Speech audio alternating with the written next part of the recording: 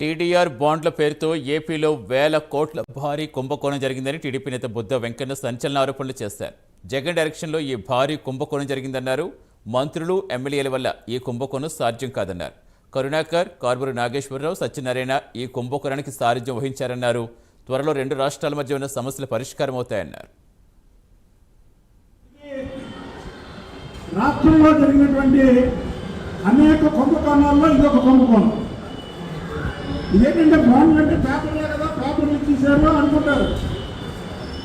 కానీ ప్రభుత్వ ఖజానాన్ని కట్టి కొట్టారు. ఇది మళ్ళీ మేమే వస్తాం, జగన్మోహన్ రెడ్డి 175 వైనాట్ 175 అనే వస్తాం కాబట్టి కుంభకోణాలు బయటపడమని.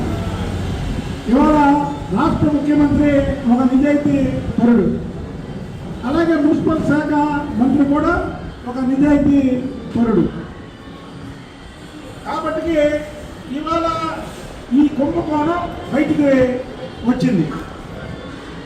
ఈ కుంభకోణాన్ని ఇంకా లోతుగా దర్యాప్తు చేయాల్సినటువంటి బాధ్యత మాపై ఉంది. ఎందుకంటే ఇది ఆషామాషా వ్యవహారం కాదు. ఇప్పుడు తెలిసింది దాదాపు 2000 కోట్లే. ఇది రాష్ట్రంలో జరిగినటువంటి